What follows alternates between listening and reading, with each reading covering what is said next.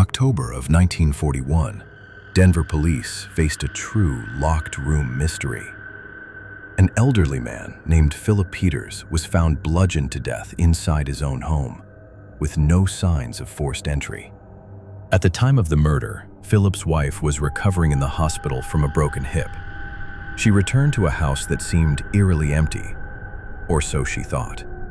Mrs. Peters began hearing strange, unexplained noises in her home. The housekeeper, nurse, and laundress she hired also reported hearing these disturbing sounds.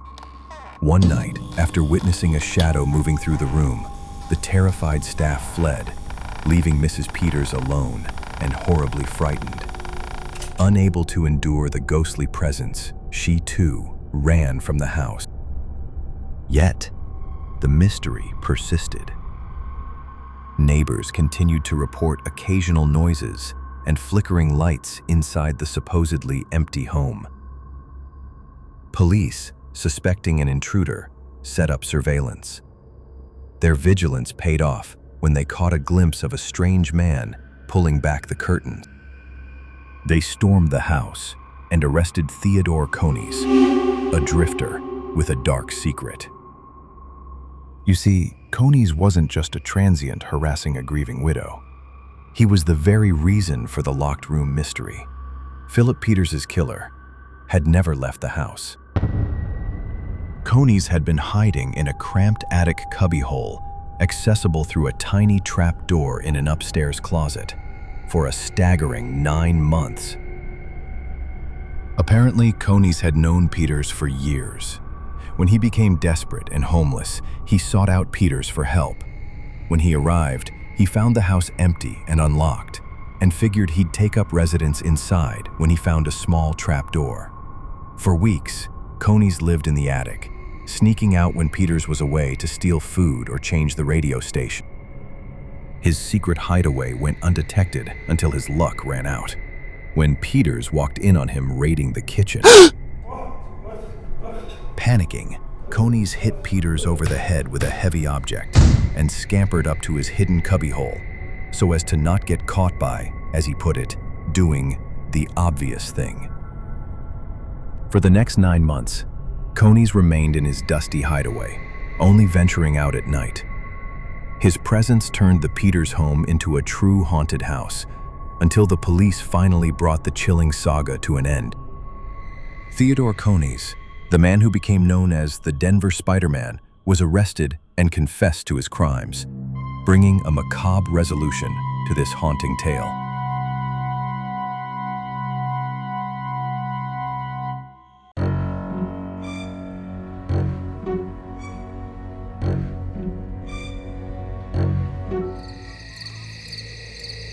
In a small town in Northern California, residents are on edge, living in constant fear of the Visalia Ransacker.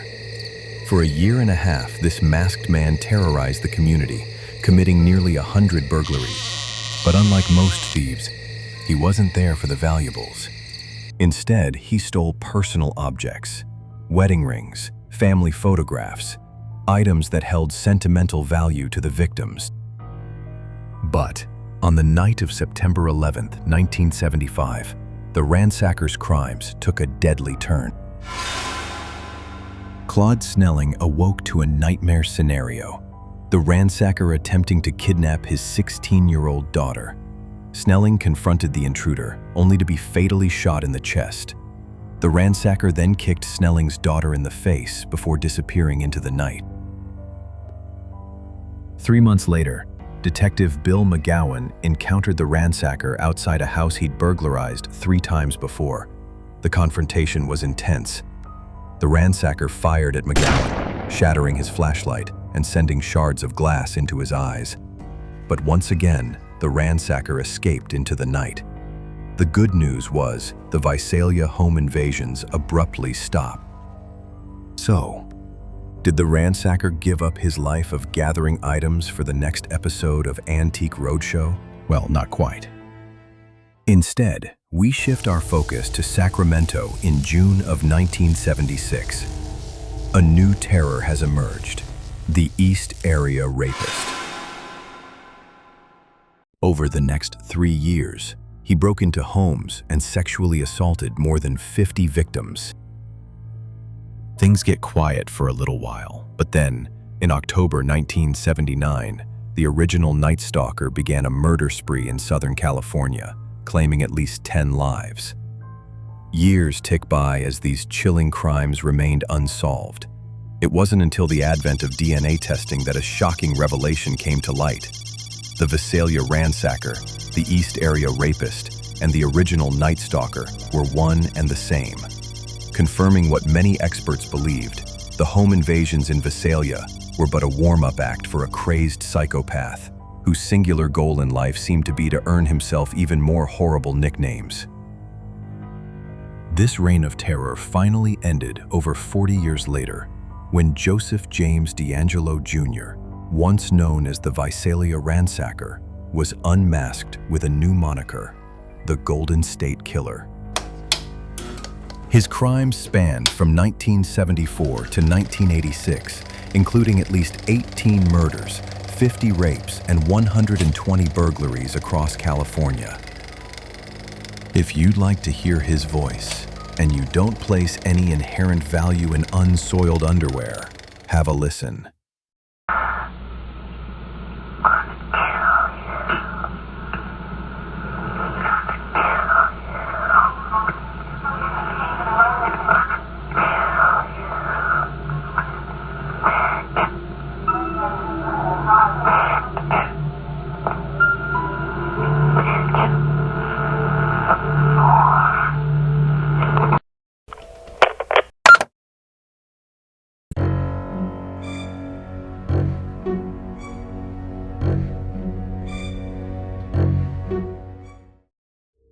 You're at home, relaxing after a long day, when your phone rings. The caller ID reads, "Restricted." You answer, and a scratchy voice on the other end threatens to kill you and your entire family.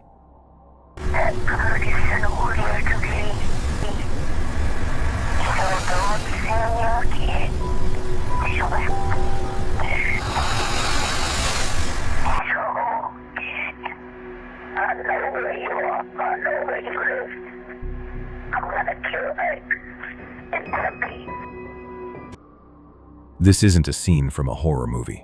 This is real life for the Kuykendall family of Fircrest, Washington. This bizarre story all started with 16-year-old Courtney Kuykendall. She began receiving menacing calls at all hours of the day and night. The voice on the other end threatened her, her parents, her grandparents, and even the family dog. The chilling calls soon spread to the rest of the family, and even their neighbors started receiving threats. You know you really pissed off a psycho when people start getting death threats simply because they got your mail one time by accident. So imagine the terror of knowing someone is watching you so closely that they can target everyone you know. Desperate for help, the Kuykendalls went to the police. The authorities traced the calls, and shockingly, they all came from Courtney's own phone. You probably didn't see that one coming. And although receiving a call from your future killer, only to discover that the call is coming from inside your own home, is a common horror story trope, it's become somewhat archaic with the arrival of cell phones. While it seemed implausible, there was no other explanation. Yet, even when Courtney's mother confiscated her phone and turned it off, the calls continued. Nothing was making sense. As the harassment escalated, the family received a voicemail that was a recording of their conversation with the police. This suggested the caller had an unnerving level of access to their lives. The Kuykendalls were living a nightmare, one where their tormentor knew their every move. They changed phones, numbers, and accounts, but nothing stopped the harassment. One day, while explaining their situation to a police officer, all their phones simultaneously turned on and called each other, a chilling display of their tormentor's control. Thankfully, The threats never materialized into physical harm. After involving the FBI, the calls gradually stopped, but the mystery remained unsolved. Was it a psychotic hacker with a vendetta, or a tech-savvy poltergeist? It seems as if we'll never know, as the true identity of the caller remains unknown.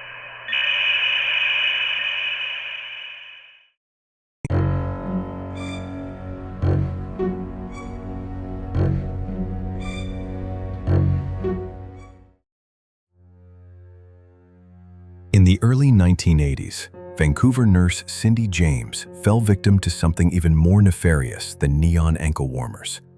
Soon after separating from her husband, Cindy was buried beneath a non-stop torrent of harassment that would continue for 7 years. And this being the 80s, we're not talking about the occasional shitty Facebook comment. No, this was back when harassment still required dedication, a bunch of magazine subscriptions, and a shit ton of those glue sticks you ate in kindergarten. Cindy became convinced that her tormentor was attempting to literally scare her to death, a belief that seemed all too plausible as her phone lines were cut and her porch lights shattered repeatedly. It wasn't long before the harassment turned physical. Cindy was found unconscious in her yard, a nylon stocking tied tightly around her neck. On another occasion, a private investigator she hired discovered her unconscious in her home with a threatening note pinned to her hand using a paring knife. Even when friends stayed over to protect her, someone set fire to her basement. And if you think we missed the obvious suspect in Cindy's estranged husband, think again. He received his own fair share of unhinged, threatening phone calls. Have a listen if you don't feel like sleeping tonight.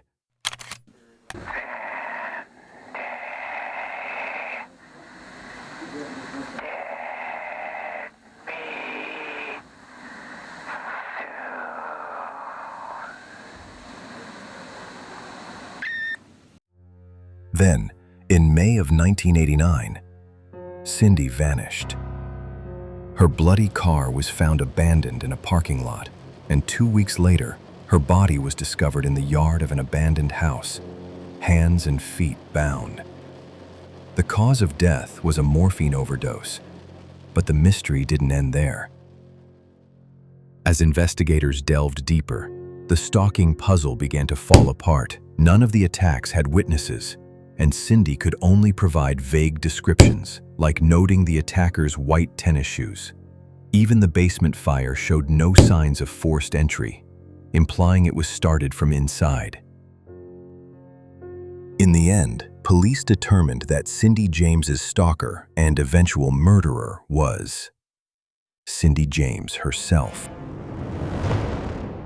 The coroner wasn't quite convinced, ruling the cause of death an unknown event before signing the death certificate Mr. Non-Committal.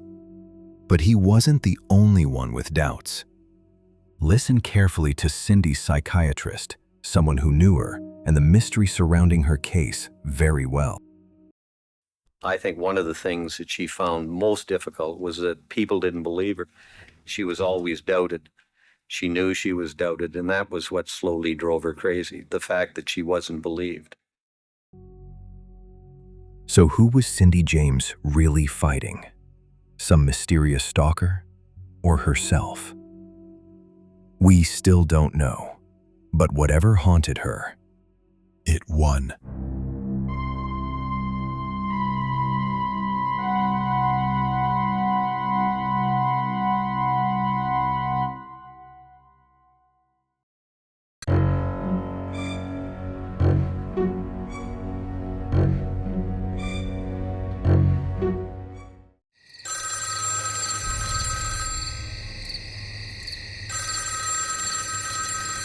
It's a quiet night in April 1986, and teenager Rickie Blake receives a phone call from a mysterious man named George. When her family wakes up the next morning, Rickie is gone. Later that day, her battered body is discovered next to the freeway. But, as chilling as this is, it's only the beginning of a nightmare that would haunt the Blake family for years. Just weeks after Rickie's tragic death, the Blakes began receiving eerie phone calls. This soon became an annual torment. Every year, starting on Rickie's birthday and leading up to the anniversary of her murder, a mystery caller would ring them in the dead of night. The calls came at 3 or 4 in the morning, and the voice on the other end would relay gruesome details of Rickie's death. Sometimes, he would share unsettling information that made it clear he had been watching them recently. And the creepiest part? The caller would often play Rickie's favorite song, "With You All the Way" by New Edition, without saying a word.